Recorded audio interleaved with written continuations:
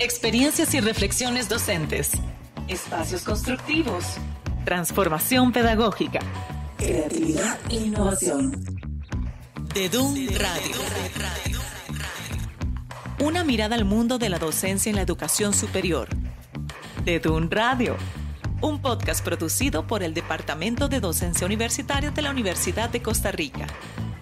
DEDUN Radio. Transformando la docencia universitaria hacia ambientes de aprendizajes innovadores en contextos diversos.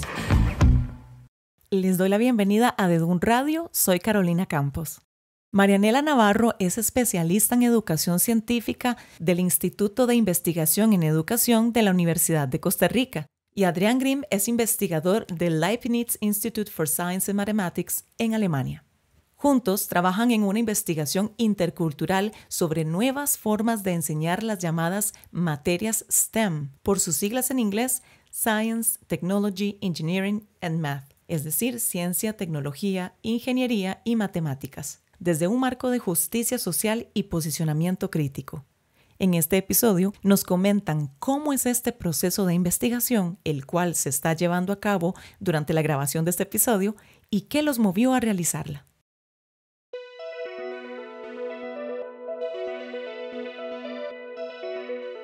Hola, bienvenido. Muchas gracias por escuchar y bueno, estoy emocionado de estar acá y a ver a dónde nos lleva. Gracias. Hola, bienvenidos también. Estamos emocionados de compartir un poco nuestras ideas y promover también los espacios de encuentro intercultural, dado que Adrián es de Europa y yo acá en Latinoamérica. Me gustaría que nos hablen de ¿qué es conciencia y posicionalidad crítica? ¿A qué nos referimos con este término? Bueno, para mí primero es como una actitud, una acción y también una perspectiva al mundo, una manera de entender al mundo y trata de asuntos de diversidad, así que de género, de etnia y ese tipo de cosas. Y la idea para nosotros es un poco ver que hay injusticias en el mundo de hoy que crecieron históricamente y posicionarse como persona docente en nuestro caso, ¿no?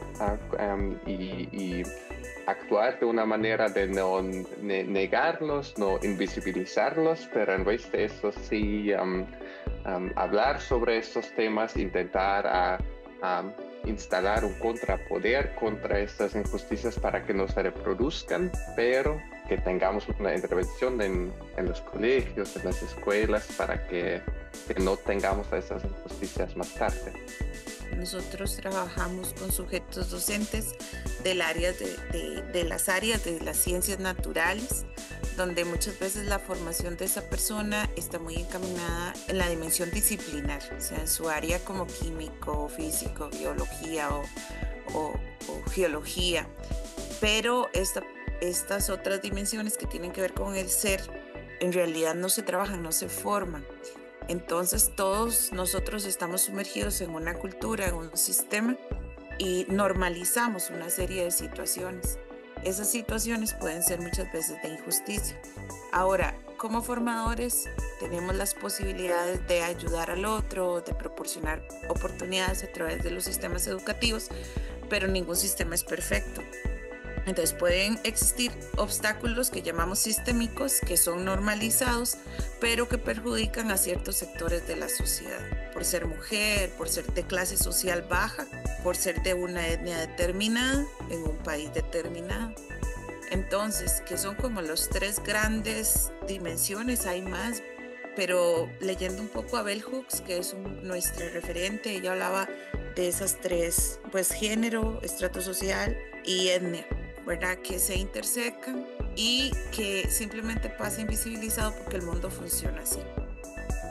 Entonces, cuando hablamos de conciencia crítica es lograr desarrollar en esa persona docente la posibilidad de ver más allá del mundo normalizado, de deconstruirse y ser consciente de en qué medida soy parte de un engranaje que reproduce desigualdades o soy capaz de por lo menos ver algunas de esas y ser un agente de cambio.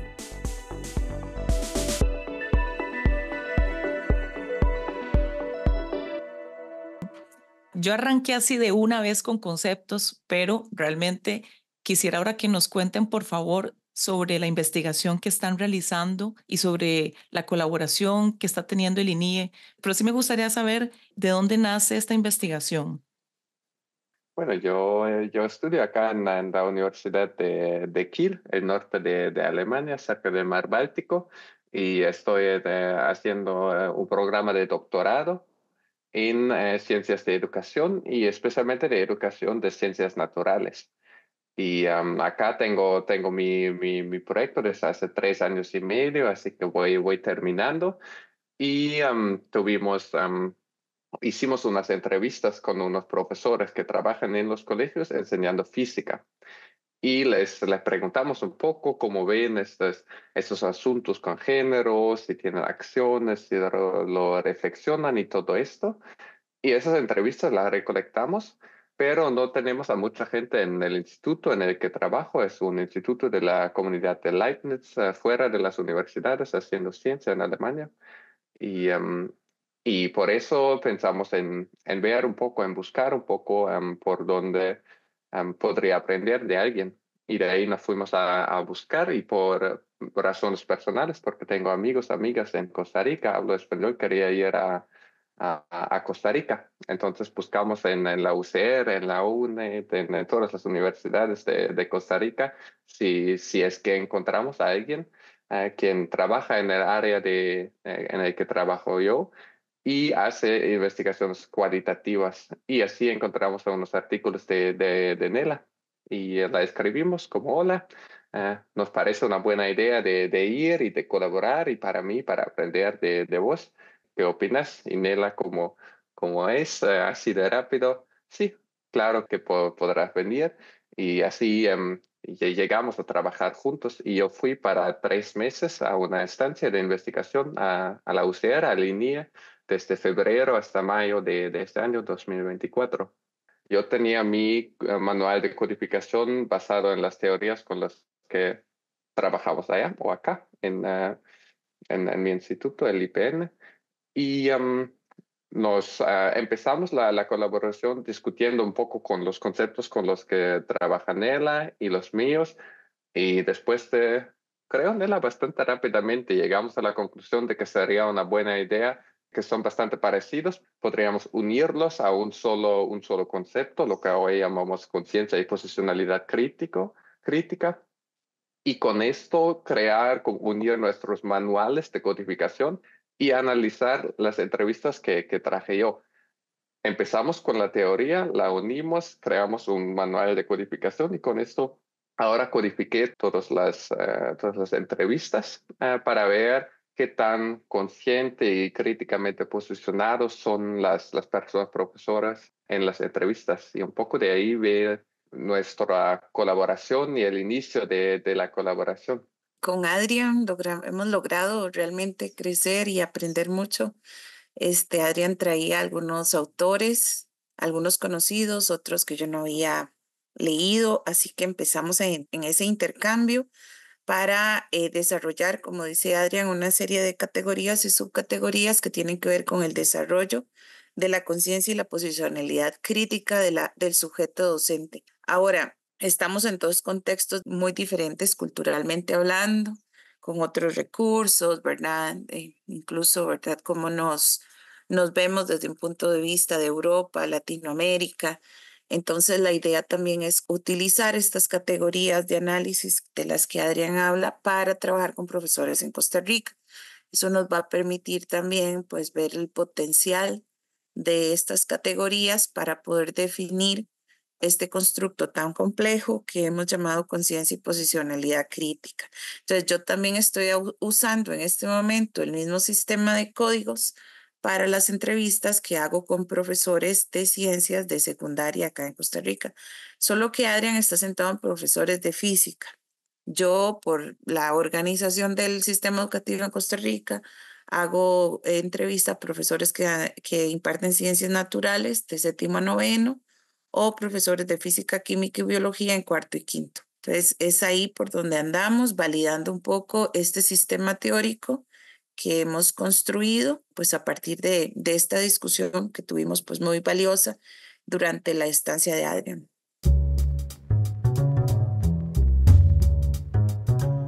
Tenemos varias investigaciones en este momento, entonces empezaré con la que traje yo, ¿no? La idea ahí es un poco llegar al momento de intervención, porque lo que en Alemania tenemos mucho es descripciones de las desigualdades que tenemos en el sistema. Por ejemplo, tenemos muchos físicos hombres, mayoritariamente son blancos, muchas veces de estrato social muy alto, así que sabemos muchas de esas desigualdades. Pero cuando llega el momento de intervenir en ellas y cambiarlo, eso es lo que resulta ser bastante difícil y donde no vemos mucho cambio en Alemania en estos últimos 10, 20 años, 30 años, 40 años. Así que la idea es, con esa investigación, hacer el primer paso hacia intervenciones. Y en nuestro caso trabajamos con Belux, la persona que mencionó Nela antes, es afroamericana y con pensamiento de Freire. Y la idea es aprender de estos marcos teóricos ya bastante fuertes y no empezar a desarrollar algo nuevo allá en Alemania y ver qué tanto funciona en nuestro contexto esto y qué tanto nos podrá ayudar. Y en el caso del trabajo con ella también incluimos, por ejemplo, más este concepto de posicionalidad, de experiencias auténticas en el términos de desarrollar esa conciencia. Y en la investigación específica con las entrevistas, la idea es mapear un poco o explorar un poco qué es lo que hay en términos de conciencia y posicionalidades críticas en profesores de física en Alemania. Y encontramos, por ejemplo, cosas como todos los profesores que preguntamos tenían un sentido de no queremos injusticia, no debería haber sexismo en nuestras clases y tampoco debería haber racismo o algo así. Así que tenían una posición en esos términos, sí, pero su solución más bien era, creo que casi todos los casos, de negar la existencia de género. Como género no tiene ningún papel, ningún rol en nuestras investigaciones, en nuestras enseñanzas, en las clases. Y la idea ahí es un poco explorar eso para mostrar ese tipo de respuestas encontramos en el contexto local de Alemania y de ahí informar un poco en Costa Rica o con los marcos teóricos que tienen ELA o que tienen allá en Brasil. Esas intervenciones funcionaron dado estas posicionalidades o esas posiciones de las personas profesores para llegar a un cambio en términos de acción de vivencia diaria. Pero el paso de la investigación es más bien mapear un poco la situación, como es explorar, para de ahí ir más desarrollar intervenciones concretas. Tal vez para complementar, en este momento nosotros lo que hicimos fue desarrollar una serie de categorías de análisis que tienen que ver con ese desarrollo de conciencia crítica en 3 dimensiones, en el entendimiento, en la actitud y en la acción. Entonces, en este momento estamos como usando esas categorías, como dice Adrián, para mapear. Él con sus profesores en alemán y yo con los míos, ¿verdad? Entonces eso nos va también a dar una idea de qué tan potentes son estas categorías para caracterizar el fenómeno que estamos estudiando. A partir de eso seguiría la segunda investigación, que sería ya planificar experiencias concretas con profesores en formación que nos permitan promover el desarrollo de esa conciencia y posicionalidad crítica, tomando en cuenta nuestros marcos teóricos. Entonces estamos partiendo del supuesto que si yo formo a la persona con estos elementos, tomando en cuenta estos elementos, entonces esa persona va a ir, teniendo un desarrollo de conciencia y posicionalidad crítica informado, totalmente consciente. Entonces, por eso los elementos que estamos usando son muy importantes, porque en nuestra formación o el proceso formativo con estos docentes no va a ser, un poco intuitivo o lo que se nos ocurra, sino va a estar totalmente fundamentado, y cada experiencia tiene que tener de manera implícita los elementos que nosotros creemos van a potenciar el desarrollo de esa conciencia y posicionalidad crítica. Entonces, a partir de la investigación que empezaremos pronto, porque Adrián ya empezará con su grupo de profesores, digamos en octubre de este año en Alemania, vamos a tratar de describir esas trayectorias del desarrollo de la conciencia y posicionalidad crítica a partir de las categorías que tenemos, para saber si estas categorías son potentes. Yo estaría haciendo lo mismo con mis profesores en Costa Rica. Entonces, este estudio en ambos contextos culturales esperaríamos que nos permitiera poder, digamos, desarrollar o consolidar estas categorías de análisis desde una perspectiva que llamamos global, en el sentido de que vamos a hacerlo en dos contextos culturales diferentes. Como dice Adrián, es exploratorio, es generar una serie de indicadores, esperamos, para luego pasar a una investigación cuantitativa de lo que sería de un poco medir ese desarrollo de conciencia crítica, que ya eso es un poco más complejo, y que necesitamos de esta primera parte para poder definir con claridad cuáles serían aquellas categorías potentes que realmente pueden generar un cambio en esta conciencia crítica.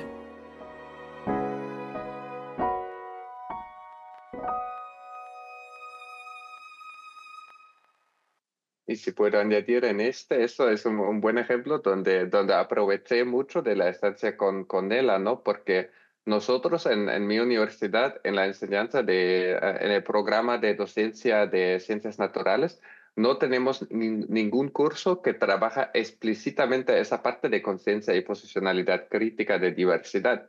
Así que no existen experiencias locales con esto. De Dun Radio. Allá, en vez de eso, Nela ya tiene años de trabajar eso con sus personas estudiantes. Tiene programas, tiene constructos como experiencias auténticas para lograr ese desarrollo de conciencia y posicionalidad crítica.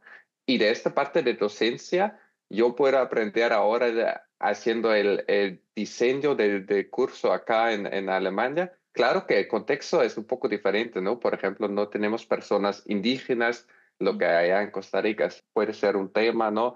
Y tenemos un poco otros números en términos de acceso, pero a nivel de constructo, de teoría, de diseño de cursos, de cómo enseñar y cómo desarrollar, yo puedo aprender mucho de este intercambio global, y de ahí ver y discutir también cómo encontrar un lenguaje común, como ahora es constructo de conciencia y posicionalidad crítica, para después poder ver, bueno, eso es diferente porque tenemos dos contextos, pero ahí también podemos aprovechar de escuchar uno al otro, y eso me parece un muy buen ejemplo de un lugar donde aprovechamos bastante de este intercambio.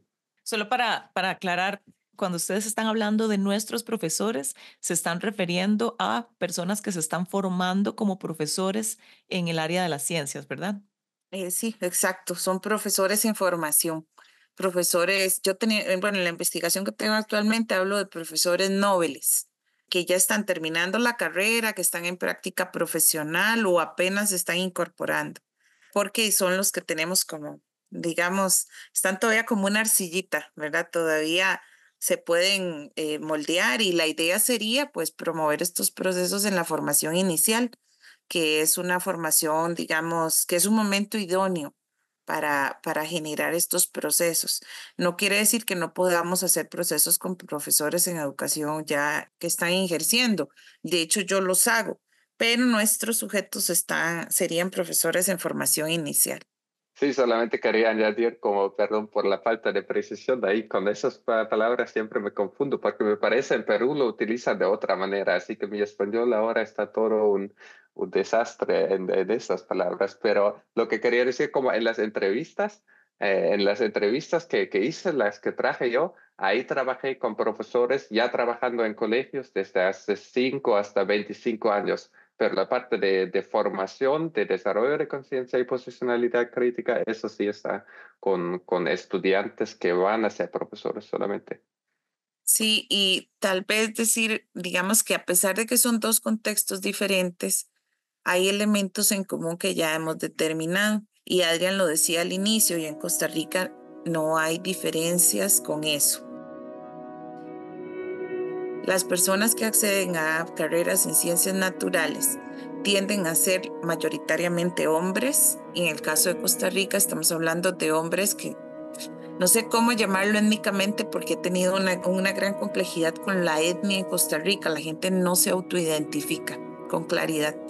Ajá. Tanto es así que el cuestionario del INIE tenía del INIE, no, del INEC, hace 4 años, la categoría blanco y mestizo en una sola categoría.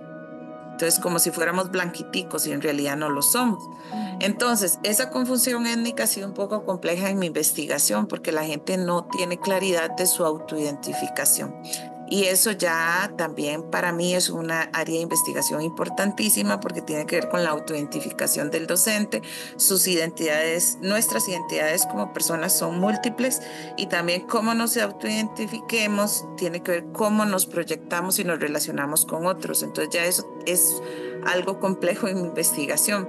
Pero la cuestión es que volvemos a los mismos elementos, ¿verdad? Quienes acceden a la ciencia y a ciertas áreas de la ciencia como física o ciencias básicas, principalmente hombres, en Costa Rica mestizos, y va creciendo también la brecha en estrato social. Hay mayoría de personas en estas áreas que vienen de un nivel social más alto, que han tenido acceso a ciertas oportunidades de estudio de mejor nivel en secundaria.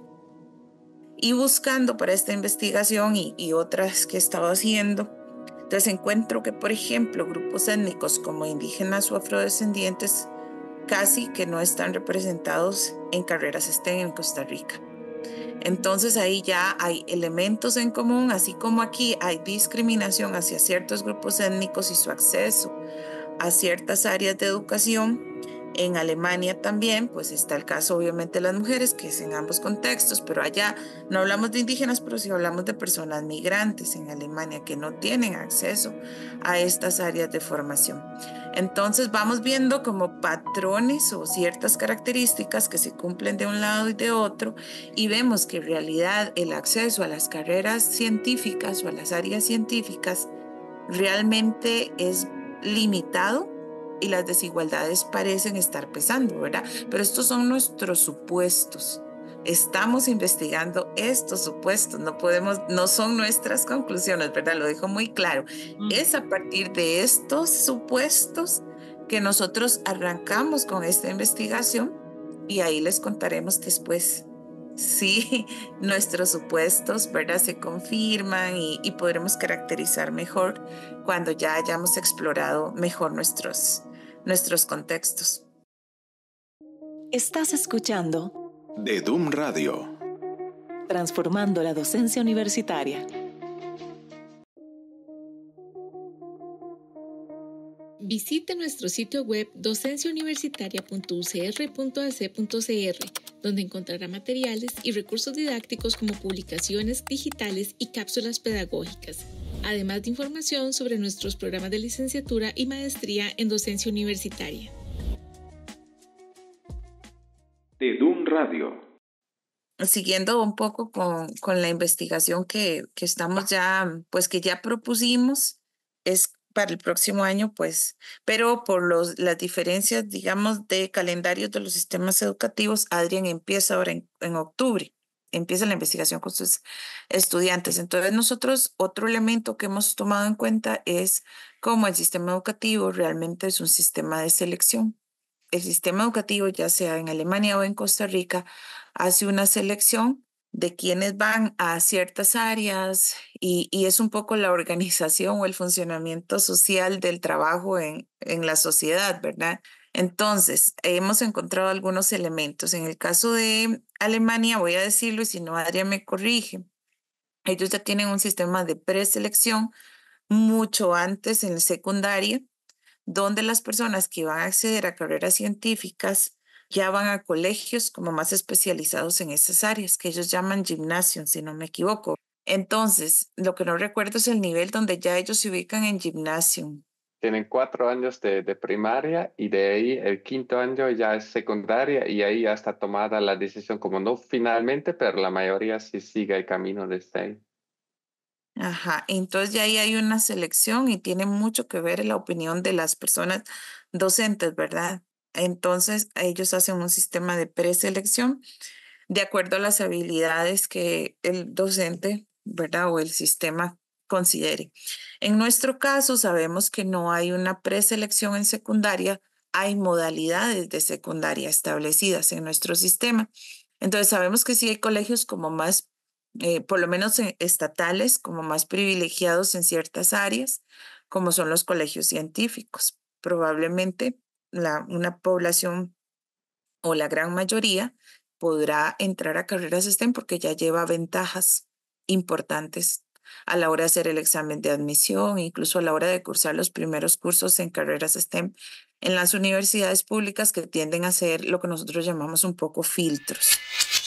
Hay otros colegios, digamos, costarricenses con modalidad, por ejemplo, de bachillerato internacional que también presentan algunas ventajas y los experimentales bilingües. Los académicos, pues ahí iría yo como en forma descendente, pero me encuentro que, por ejemplo, los colegios rurales indígenas, los CINDEAS y la educación abierta no recibe una formación en física y en química en 10º y 11º, sino que solamente está enfatizada en biología con un examen estandarizado al final de su formación. Entonces, estas personas ya por el sistema llevan una gran desventaja para la hora de querer acceder a una carrera del área científica.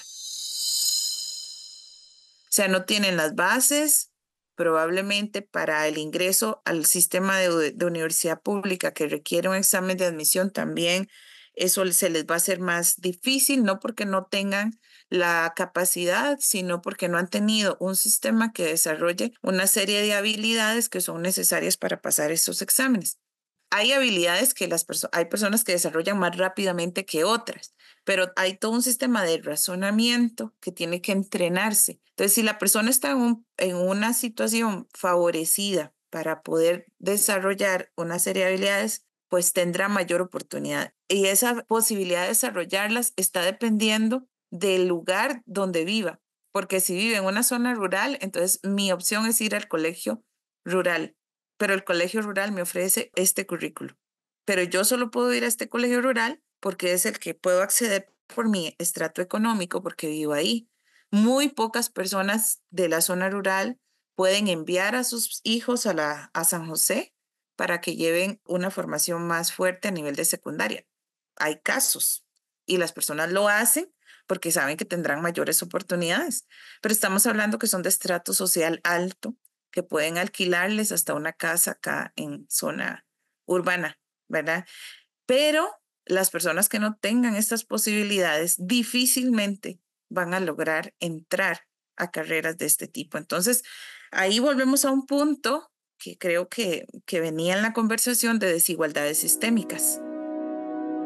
Porque ni siquiera está claro. Yo cuando empecé a revisar los currículums, que estoy en esa etapa y estoy pidiendo a mi asistente que revise el currículum de estos colegios, ¿quién tomó la decisión de que ellos no recibieran estas disciplinas? ¿Por qué se tomó esta decisión? Y hay una preselección que me parece que no está claramente definida o pareciera que está invisibilizada. Si yo no me pongo a revisar los currículums, en este momento no sería consciente de eso. Y no puedo llegar a preguntarme, o sea, no podría problematizar al respecto. ¿Por qué y quién desde el Ministerio de Educación Pública decidió que estas modalidades de colegio iban a tener un currículo diferenciado que en el caso de nuestra investigación claramente los deja con menos posibilidades de ingreso a carreras STEM? Es así de simple. Entonces estoy en esa etapa de buscar cuál es el criterio político, económico, no sé, que se tomó para que esto esté, digamos, en el papel o esté fundamentado en nuestra política curricular de esta forma. En el caso de la asignatura de biología que nos decías ahora, a la que tienen acceso estas y estos estudiantes, tampoco se justifica en ninguna parte por qué específicamente esta sobre física y sobre química. No hay una justificación clara sobre por qué biología. Biología, cuando había el bachillerato, los estudiantes la escogían masivamente, porque se supone que es, bueno, entre comillas, más fácil, más teórica, que no es así, se enseña así, pero no es así. Entonces, digamos que desde el bachillerato hay como cierta estadística de que era el área más seleccionada por los estudiantes, eso es lo único que sé. Pero no encuentro por el momento, ¿verdad? Porque debo revisar más documentos, algún criterio por el cual se decida excluir estas áreas académicas de física y química en ciertos colegios, porque solo se deja biología en el currículo y como prueba final, digamos, en ciertas modalidades como prueba estandarizada. Pero realmente eso es una incógnita todavía para mí. Y es importante porque, como les decía, en el marco teórico viene este elemento de la educación como sistema de selección, tanto en Alemania como Costa Rica. Entonces, para nosotros sí es importante también tener muy claro ese tipo de políticas que se dan en los dos países, porque también tienen que ver con estas posibilidades o más bien con este sistema de lo que llamamos obstáculos sistémicos.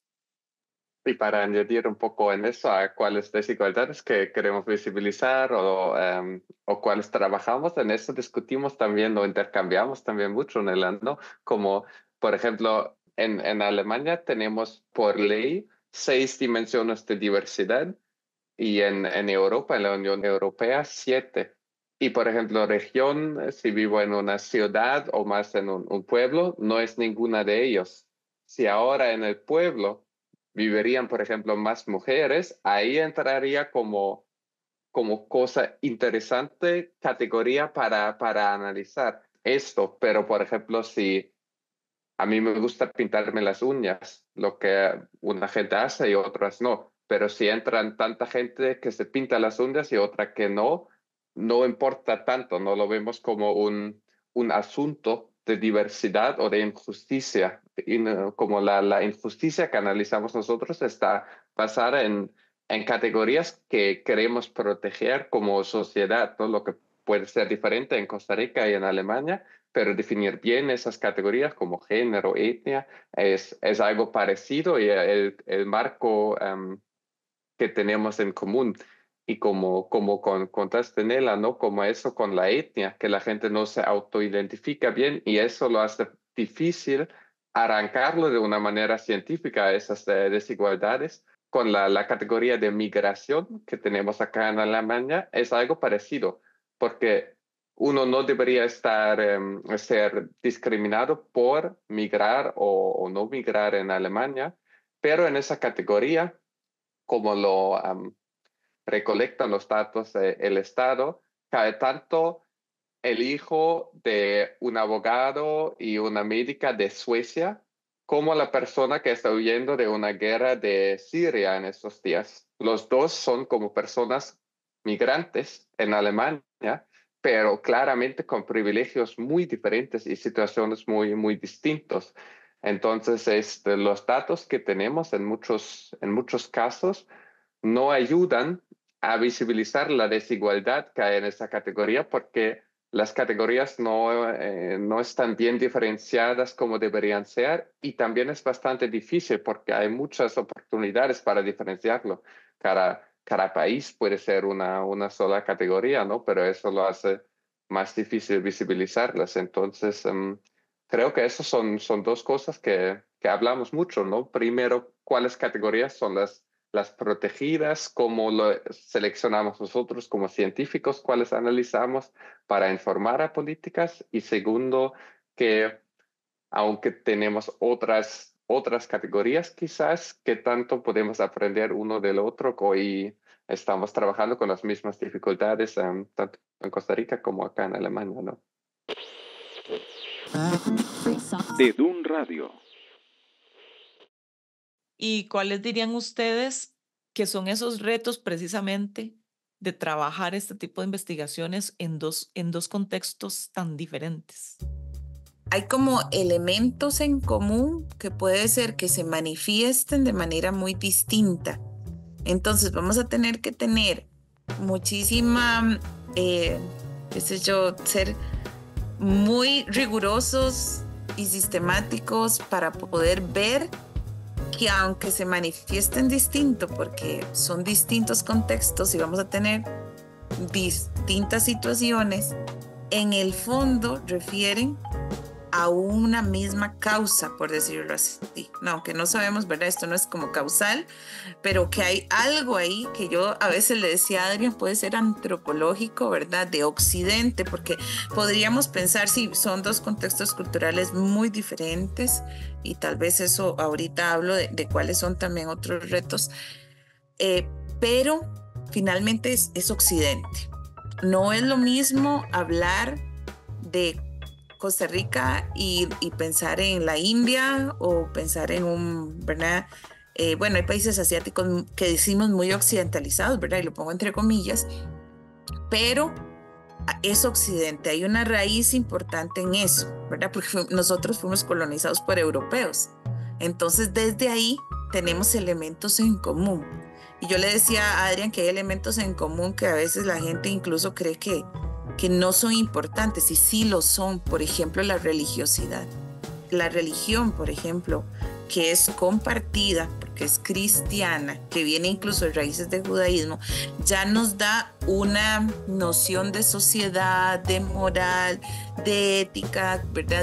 De normas compartidas que sí son similares, que sería muy distinto pensarlo como en otros países de Oriente. Entonces, habrán aspectos de género probablemente, aspectos incluso de organización social y una serie de elementos que diría yo sociológicos que no sean tan distantes, ¿verdad? Pero la fineza con que tendríamos que ver los datos para poder llegar a esas categorías que nosotros llamamos con perspectiva global, desde situaciones quizá muy distintas, eso va a estar en la pericia que tengamos los dos a la hora de ver yo los datos que tenga Adrián y los que yo tenga por acá y entrar en esa discusión. Eso por un lado. También, digamos, nosotros actualmente estamos incorporando personas que codifican junto a nosotros, no somos solo Adrián y yo, sino que nosotros, por eso hicimos un manual de codificación, porque no solo nosotros vamos a codificar, sino también otros colegas que los hemos incorporado a nuestro marco teórico. Básicamente, cada uno de nosotros cuenta con un codificador. Entonces, en eso vamos a entrar a algo un poco más codificando, o más bien cuantificando las coincidencias de codificación en cada contexto. Entonces, eso nos va a permitir saber si yo estoy interpretando igual que otra persona en mi contexto. Entonces, yo cuento aquí con otra persona que va a codificar conmigo y Adrián allá. Entonces, esos son algunos elementos metodológicos que tenemos incorporados en la investigación para poder, digamos, a llegar a resultados, diríamos, científicamente más objetivos y rigurosos. Aparte, pues obviamente la discusión que tendremos, pues sí es un gran reto. El otro reto, pues que es un poco más de sistema y de recursos, pues Adrián trabaja en un instituto que solo hace investigación. En mi caso, nosotros sabemos que la investigación acá, sobre todo para nuestras áreas, es muy escaso el tiempo que nos dan a los investigadores. O sea, yo cuento con un cuarto de tiempo para un montón de cosas en el INIE. Entonces, lamentablemente no, aunque quisiera y me apasiona, no tengo los mismos recursos en tiempo y incluso en dinero, ¿verdad? Ha sido bien difícil para nosotros esa parte. Entonces, lo que sigue es concursar por fondos de la DFG. Para eso estaríamos trabajando, creo que ya en estos meses. Pero también los fondos desde CONARE acá tienen sus limitaciones y están poniendo tops muy altos para las personas que investiguen, y esos tops nos dejan por fuera, por ejemplo, a personas como yo, que soy mujer, que tengo familia, todos sabemos que las mujeres investigamos menos, escribimos menos, hacemos más trabajos de administración, de acción social. Yo durante 9 años estuve con trabajos administrativos en mi carrera. Entonces eso limita mucho la producción. Eso me está casi que dejando fuera a mí. Sin embargo, Adrián, que es activista feminista y todo, él dijo, vamos a luchar por esos fondos y vamos a ver de qué manera, porque lo veo muy injusto. El otro gran reto sería eso, el tiempo y los recursos que tenemos desde acá para hacerle frente a una investigación como estas, y la oportunidad que representa para nosotros también investigar con el Instituto Leibniz por el nivel que ellos tienen en investigación, ¿verdad? y un aprendizaje compartido, como dice Adrián, porque nosotros desde acá, desde nuestros contextos también, pues nuestra historia de colonialismo y todo, hay vivencias que Adrián yo sé que con una gran sensibilidad poder percibir y eso también le ha permitido, creo yo, tener una claridad mucho mayor del tema que estamos pues investigando. Me gustaría que nos comentaran cómo es que se desarrolla la conciencia y la posicionalidad crítica desde las ciencias naturales, porque estamos muy acostumbrados tal vez a pensar en estas temáticas desde las ciencias sociales, desde la educación, pero estamos hablando desde personas que se están formando como docentes de las ciencias. Entonces, ¿cómo se desarrolla esta conciencia y esta posicionalidad crítica? Bueno, la idea que tenemos nosotros ahora que trabajamos es intentarlo en programas de la universidad con las personas estudiantes que tardan por lo menos un año, porque eso es algo que Nela ya sabe y creo que hay varias investigaciones de eso, de que actitudes no se forman así en una hora y después ya toda la gente ahí consciente y con posicionalidad crítica. Y vamos a trabajar con una mezcla de dejar las personas estudiantes actuar, ya entrar en la acción, de reflexionar otra vez en los cursos. Vamos a trabajar tanto los entendimientos como que el sistema de educación es un sistema de selección, que hay esas desigualdades por las dimensiones de diversidad. También tomar el tiempo de reflexionar actitudes, ¿no? Como de reflexionar, bueno, si yo no, por ejemplo, si yo no quiero desigualdad y yo no hago nada contra la desigualdad, la voy a reproduciendo, entonces necesito posicionarme críticamente y actuar críticamente, ahí crear un poco la voluntad y después actuar, como creo que tanto Nela como yo lo vemos muy importantes, las giras, las experiencias auténticas, las experiencias de autoimpacto para después poder reflexionarlo dentro de la universidad. Entonces, eso sería un poco el marco de los programas que tenemos con unos criterios de calidad, tanto allá en Costa Rica como acá en Alemania. Y bueno, no sé, Nela, ¿queréis seguir desde ahí? Sí, bueno, ya como para ir finalizando, lo que nosotros hemos conceptualizado como experiencia auténtica sería poder formar a esa persona que, digamos, donde el área disciplinar es como la parte de formación más fuerte, pero que puedan hacer un vínculo entre lo que es la ciencia y la sociedad o la ciencia en el mundo. Porque si bien es cierto, digamos, son profesores de secundaria, muchos van a motivar vocaciones científicas en otros, pero también en Alemania, esos profesores de secundaria son formadores de futuros científicos y sabemos todo lo que la ciencia hace en positivo, pero también todas las implicaciones negativas. Entonces necesitamos personas que trabajen en ciencia o que sean científicos y tecnólogos con conciencia hacia muchas dimensiones de lo social, del ambiente, en momentos en que hemos entrado en crisis, también por un mal uso de la ciencia y la tecnología. Entonces, esas experiencias consiste en ver o abordar la temática científica, pero posicionada en el mundo. Entonces, por ejemplo, una de los talleres que yo hago sobre calidad de agua, el estudiante tiene que hacer un análisis muy sencillo, físico, químico, biológico del agua. Utilizamos todos los parámetros científicos que se emplean básicos, como pH, conductividad. Entonces empezamos a medir una serie de parámetros, si hay bacteria, clasificamos macroinvertebrados bentónicos y entonces empezamos a ver cuál es la calidad de esa agua. Pero algo más que hacemos es, por ejemplo, les digo, traigan agua de sus casas, vamos a hacer un análisis. Ahora voy a comparar este análisis de agua con este otro análisis que encontré de un edificio en un barrio, digamos, de alto estrato social en San José. Y me encuentro con que digamos, en esta localidad los parámetros no son iguales a este otro. Y cuando yo pregunto en el edificio, Bueno, ¿quién hizo este estudio de agua y por qué se hace? Lo hacemos porque acá vienen muchos extranjeros o la gente que viene, hay algunas personas que sí piden un estudio de calidad de agua. Pensemos que estamos en Latinoamérica y viene mucha gente de Europa o Estados Unidos y les da miedo tomar agua, entonces siempre piden un estudio de calidad de agua en esos edificios. Entonces, después lo comparo y digamos, obviamente los parámetros de esta otra, del lugar de alto nivel económico son mejores. Entonces, lo que hacemos es decir, bueno, el agua es un derecho humano. Tener buena agua o una calidad de agua alta es necesario para toda la población porque tiene que ver con la salud y hay un derecho al agua. Entonces, ¿por qué hay diferencia entre esta y esta población? Porque ellos pueden tener agua de esta calidad y nosotros de menos. ¿Qué harías en tu comunidad? Entonces, a partir de esas experiencias, hay estudiantes que han ido a la IA de su comunidad, han llevado su muestra y dicen, ¿por qué nosotros estamos teniendo estos problemas? O me puede dar el registro. Entonces, yo trabajo más con lo que es como alfabetización científica ciudadana, porque son estudiantes que van a trabajar en colegios formando ciudadanos y que el ciudadano sea consciente y crítico de esto y un uso aplicado de la ciencia. Yo lo que digo es, la ciencia tiene que tener relevancia social y cultural. Entonces, todas las experiencias científicas intentan tener algo de eso.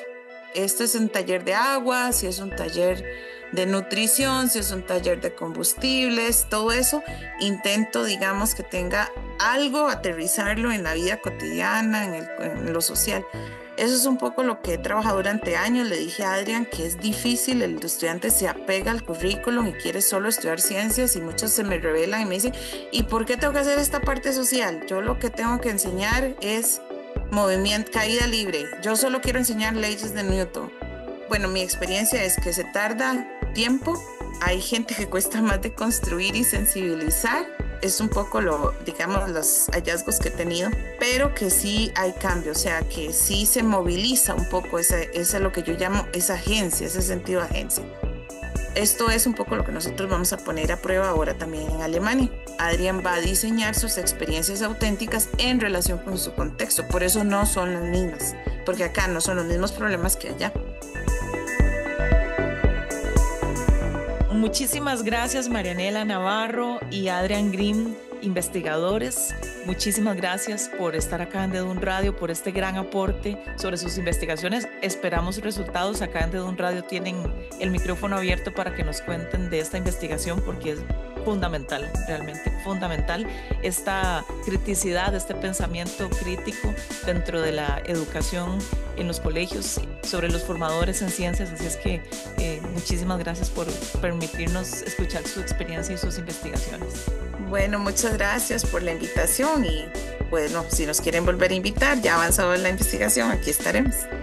Perfecto. Sí, muchísimas gracias por la oportunidad y el tiempo, lo disfruté mucho. Gracias.